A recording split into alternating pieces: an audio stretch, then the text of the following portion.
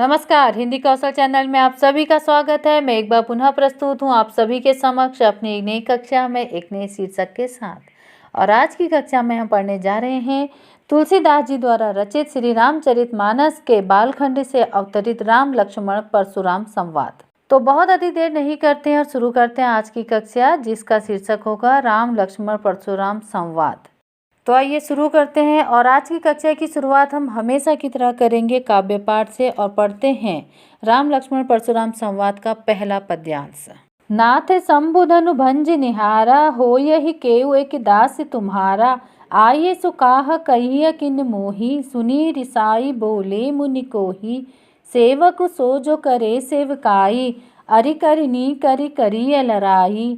सुनहु राम जेहि शिव धनु तोरा, सहस बाहु सम सो रिपु मोरा। सोबिल गाऊ बिहाई समाजा, ना तो मारे जेहि सब राजा। सुनि मुनि बचन लखन मुस्काने, बोले परसु धरहि अवमाने। बहु धनु हुई तोरी लरिकाई, कबहु ना असि रिस किन्हि गोसाई। ये ही धनु पर ममता के ही हेतु, सुनी रिसाई कह भृगुकुल केतु। रे नृप बालक काल बस बोलत तो ही न संभार, धनु ही सम त्रिपुरारी धनु विदित सकल संसार।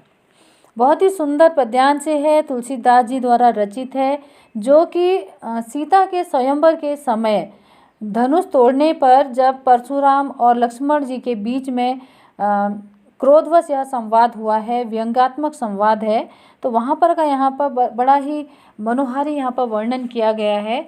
तो इससे पहले कि हम इसका अर्थ जानें, आइए सबसे पहले दृष्टि डालते हैं इसके शब्दार्थ पर, ताकि इस पद्यांश का अर्थ समझने में हमें आसानी हो सके। तो सबसे पहले जानते हैं इस पद्यांश के शब्दार्थ। शब्दार्थ इस प्रकार से होंगे। शंभु धनु अर्थात शिवजी का धनुष, भंज निहारा तोड़ने वाला, हो यही होगा, मोही मुझसे, कोही क्रोधी, अरि शत्रु रिपु शत्रु, लखन लक्ष्मण रिसाई क्रोधित या नाराज, सेवकु सेवक, लड़ाई लड़ना या लड़ाई, जेहि जिसने, तोरा तोड़ा, मोरा मेरा, बहु बहुत, लड़काई लड़कपन में, कबहु कभी भी, नृप बालक अर्थात राजपुत्र, संहार अर्थात संभाल। तो यह तो थे इस पद्यांश में कुछ कठिन शब्दों के अर्थ। इसके बाद बारी आती है संदर्भ की। तो आइए जानते हैं पद्यांश का संदर्भ। प्रस्तुत पद्यांश कक्षा 10 की पाठ्य पुस्तक क्षितिज भाग 2 में संकलित राम लक्ष्मण संवाद से लिया गया है, जिसके रचयिता हैं तुलसीदास जी। संदर्भ के बाद आगे बढ़ेंगे प्रसंग की ओर, जानेंगे इस पद्यांश का प्रसंग। प्रस्तुत पद्यांश में महाकवि तुलसीदास जी ने सीता स्वयंवर का वर्णन किया है। जब श्री राम के धनुष तोड़ने पर परशुराम जी अत्यधिक क्रोधित हो जाते हैं और तब राम लक्ष्मण परशुराम के मध्य संवाद का यहाँ पर वर्णन किया गया है। अब प्रसंग के बाद बारी आती है पद्यांश का भावार्थ जानने की। तो आइए जानते हैं इस पद्यांश का भावार्थ क्या है। यह राम लक्ष्मण परशुराम संवाद सीता स्वयंवर के समय का है, जब सीता के विवाह के लिए, सीता के स्वयंवर के लिए जनक जी ने प्रतिज्ञा ली होती है कि मैं सीता का विवाह उसी के साथ करूंगा जो इस शिव धनुष को भंग करेगा। तो सीता स्वयंवर के समय जब सभी देशों के राजा सफल हो जाते हैं, तो तत्पश्चात श्री राम जी जनक जी की प्रतिज्ञा को पूर्ण करने हेतु शिव धनुष को उठाकर जैसे ही उस पर प्रत्यंचा चढ़ा रहे होते हैं तो शिव धनुष भंग हो जाता है। और जैसे ही शिव धनुष भंग होता है तो उसी समय जनक दरबार में परशुराम जी का आगमन होता है। परशुराम जी वहाँ पर पधारते हैं और जैसे ही वह शिव धनुष को टूटा हुआ देखते हैं तो वे क्रोधित हो जाते हैं। तो इस पर वे जनक जी से पूछते हैं कि यह शिव धनुष किसने तोड़ा। इस पर तो जनक जी परशुराम को अति क्रोधित देखते हुए इसका कोई उत्तर नहीं देते हैं। इस पर वे और अत्यधिक क्रोधित हो जाते हैं। जब सभी मौन हो जाते हैं तब लक्ष्मण जी कहते हैं, नाथ शंभु धनु भंज निहारा, हो यही केउ एक दास तुम्हारा। तो जब लक्ष्मण जी दरबार में सभी को मौन देखते हैं तो वे आगे बढ़कर परशुराम जी से कहते हैं कि हे नाथ, हे प्रभु, इस शिव धनुष को तोड़ने वाला कोई आपका दास ही होगा। आइए सुकाह कहिय किन मोही, सुनी रिसाए बोले मुनि को ही। अब जबकि यह शिवधनुष भंग हो ही गया है, अर्थात टूट ही गया है, तो यदि आपकी कोई आज्ञा हो तो वह आप मुझसे कहिए। सुनी रिसाए बोले मुनि मोही। लक्ष्मण जी की ऐसी बात सुनकर मुनि को अर्थात परशुराम जी को और अधिक क्रोध आ जाता है और वे कहते हैं, सेवक सो जो करे सेवकाई। सेवक वह होता है जो सेवा का कार्य करता है, अर्थात जो सेवा करता है। अरि करिनी कही करी करिय लड़ाई, अर्थात यहाँ पर शिव धनुष को तोड़कर आखिर कौन सा सेवा का कार्य किया गया है। यहाँ तो लड़ाई अर्थात यहाँ पर तो शत्रुता का कार्य किया गया है। सुनहु राम जे ही शिव धनु तोड़ा। हे राम सुनो, जिस किसी ने भी यह शिव धनुष को तोड़ा है, सहस बाहु सम सो रिपु मोरा। सहस बाहु के समान अब वह मेरा शत्रु है। सो बिल गाऊ बिहाई समाजा, नात मारे जेहि ही समराजा, अर्थात वह इस सभा में से हटकर अलग खड़ा हो जाए। जिस किसी ने भी यह शिव धनुष को तोड़ा है वह अब इस सभा में से हटकर अलग खड़ा हो जाए, अन्यथा सभा में एकत्र हुए सभी राजा, इस सभा में जितने भी राजा यहाँ पर उपस्थित हुए हैं वे सभी मेरे क्रोध का शिकार बनेंगे, अर्थात मारे जाएंगे। सुनी मुनि बचन लखन मुस्काने, बोले परसु धरहि अवमाने। मुनिवर के ऐसे वचन सुनकर लखन अर्थात लक्ष्मण जी मंद मंद मुस्कुराने लगे और कहने लगे, उन्हें व्यंग करते हुए कहने लगे कि बहु धनु ही तोरी लरिकाई, कबहु न असिरिस की नहीं गोसाई। कि हे मुनिवर, बचपन में लड़कपन में हमने इस प्रकार के कितने ही धनुष तोड़े हैं, बहुत सारे धनुष हमने तोड़े हैं, लेकिन कभी भी किसी भी गुरु ने हम पर इस तरह से इतना क्रोध नहीं किया। ये ही धनु पर ममता के ही हेतु, सुनी रिसाई कह भृगुकुल केतु। आगे लक्ष्मण जी व्यंग करते हुए कहते हैं कि आखिर इस धनुष पर ही इतनी ममता, इतना प्रेम, इतना स्नेह किस लिए है। सुनी रिसाई कह भृगुकुल केतु। लक्ष्मण जी की बातें सुनकर परशुराम जी और अधिक क्रोधित होकर कहने लगे कि रे नृप बालक काल बस, बोलत तो ही न समार। हे राजपुत्र, तुम काल के वश में हो, इसलिए तुम यह सब कुछ कह रहे हो और वह भी संभल नहीं रहे और कहते हुए स्वयं को संभाल नहीं पा रहे हो। संपूर्ण विश्व जानता है, अर्थात समस्त संसार जानता है कि यह प्रसिद्ध शिव जी का धनुष है और तुम इसकी तुलना अपने लड़कपन में तोड़े गए धनुषों के समान कर रहे हो, अपने लड़कपन में तोड़े हुए धनुषों से कर रहे हो। क्या यह उन सभी धनुषों के समान है? यह त्रिपुरारी धनु अर्थात शिव जी का धनुष है। तो यह तो था इस पद्यांश का भावार्थ। भावार्थ के बाद आगे बढ़ेंगे भाव सौंदर्य की ओर। भाव सौंदर्य इस प्रकार से है। पद्यांश में कवि ने श्री राम जी के विनम्रशील स्वभाव का तथा लक्ष्मण जी के वाक चातुर्य व चपलता का अति मनोहारी वर्णन किया है। शिव धनुष तोड़ने पर क्रोधित परशुराम व लक्ष्मण के मध्य के संवाद का बड़ा ही यथार्थ चित्रण यहाँ पर किया गया है, जो कि पाठकों के समक्ष उस वक्त का एक दृश्य सा प्रस्तुत करता है। भाव सौंदर्य के बाद एक दृष्टि डालते हैं शिल्प सौंदर्य पर। शिल्प सौंदर्य इस प्रकार है कि पद्यांश की भाषा अवधि है। पद्यांश में अनुप्रास व रूपक अलंकारों का सहज प्रयोग किया गया है। पद्यांश चौपाई और दोहा छंद में लिखा गया है।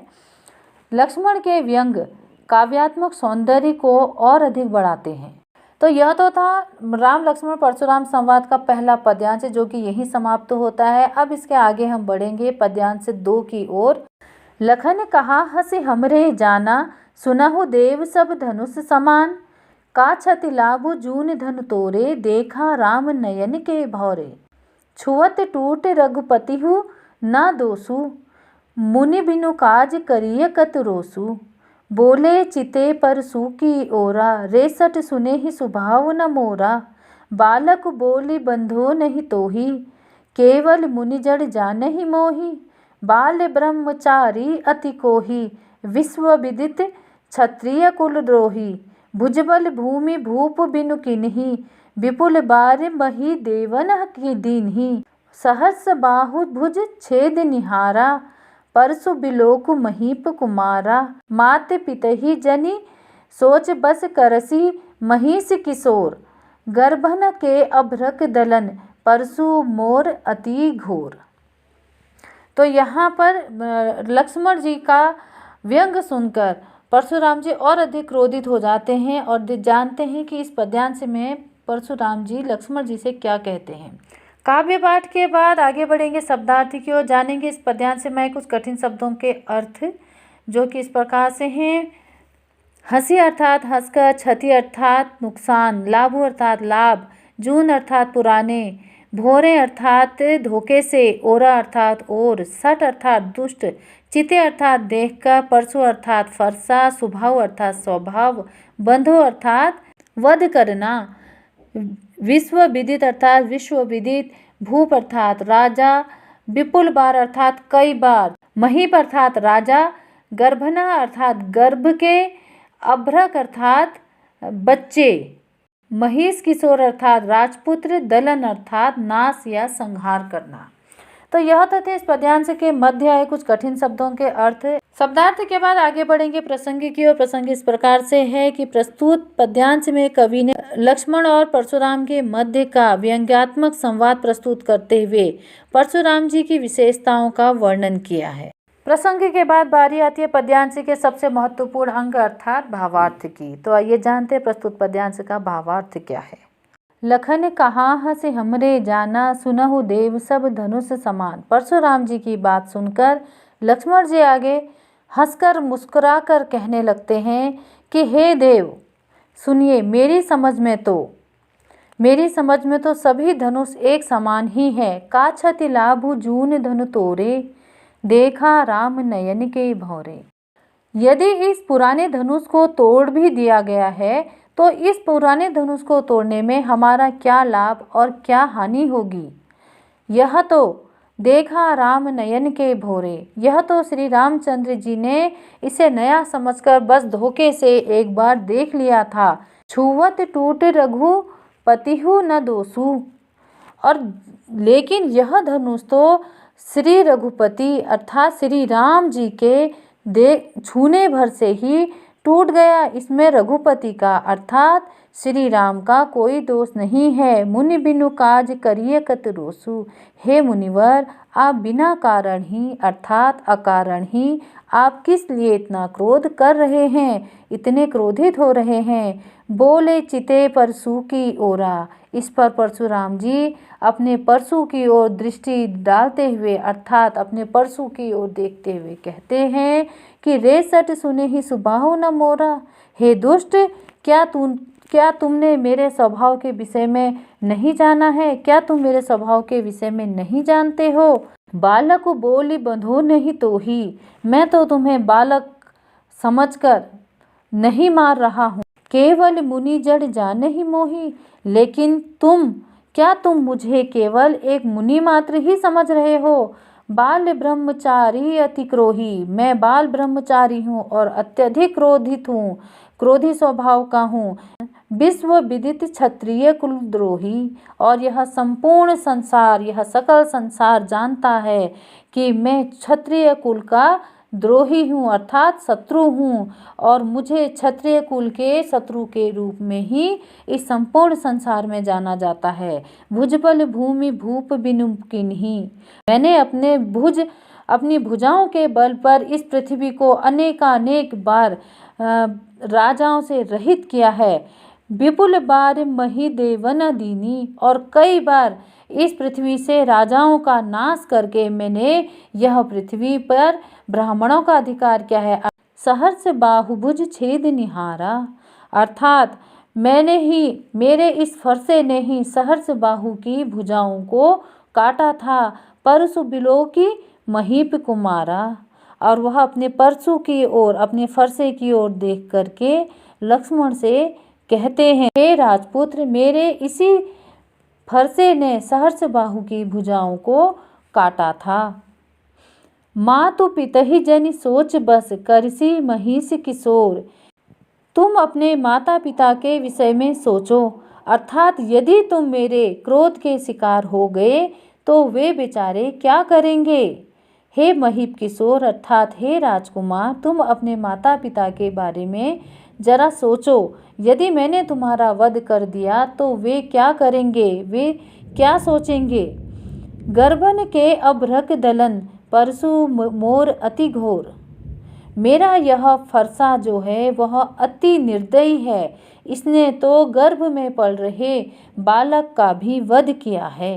गर्भ में पल रहे बच्चों को भी इसने मारा है। यह बड़ा ही निर्दयी है। तो यह तो था दूसरे पद्यांश का भावार्थ। आइए अब इसके बाद बारी आती है भाव सौंदर्य की और जानते हैं इस पद्यांश का भाव सौंदर्य।